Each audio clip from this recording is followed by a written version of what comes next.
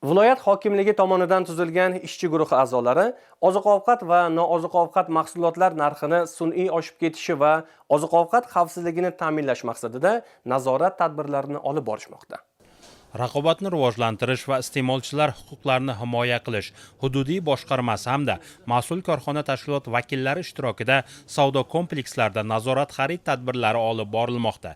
Nazorat xarid tadbirlari belgilangan reja jadval asosida doimiy ravishda olib boriladi. Bunda asosiy e'tibor sotuvchilar yoki xizmat ko'rsatuvchilar tomonidan belgilangan standartlarga amal qilinishi, narx-navoni sun'iy oshishiga yo'l qo'ymaslikka qaratilmoqda. Ishchi guruh a'zolari tomonidan savdo komplekslarida olib borilgan tadbir davomida oziq-ovqat mahsulotlarini belgilangan tartibda saqlanishi, mahsulotlarni ishlab chiqarish joyi, sanasi va yaroqlilik muddatlari borligiga alohida e'tibor qaratishdi. Bundan tashqari, sut va go'sht mahsulotlarini issiq kunlarda saqlanish talablariga qat'iy amal qilish bo'yicha tadbirkorlarga tushunchalar berib o'tildi.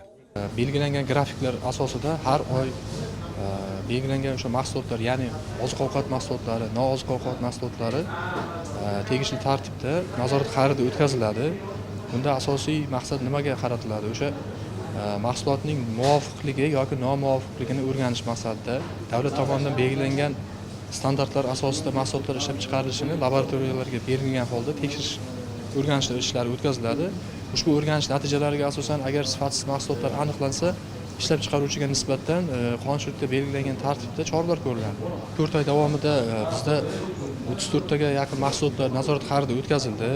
Bunda asosan tuz mahsulotlari, un mahsuloti, benzin mahsulotlari o'tkazildi, kolbasa mahsulotlari, go'daklar oziqasi, keyin o'sha tegishli tartibda nooziq-ovqat mahsulotlari, ya'ni qurilish mahsulotlaridan sement mahsuloti va metall mahsulotlari nazorat xaridi o'tkazildi.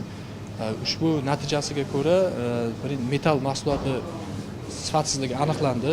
14 ta zapravkadan olingan namunalar bo'yicha 2 ta zapravkaga da sifatsiz mahsulot aniqlandi. Unga yarasha o'sha o'zimizda belgilangan tartibda qonun qoidalar asosida choralar ko'rildi, ya'ni iste'molchiga qayta hisob-kitob qilib berildi hamda moliyaviy jarimalar qo'llanildi.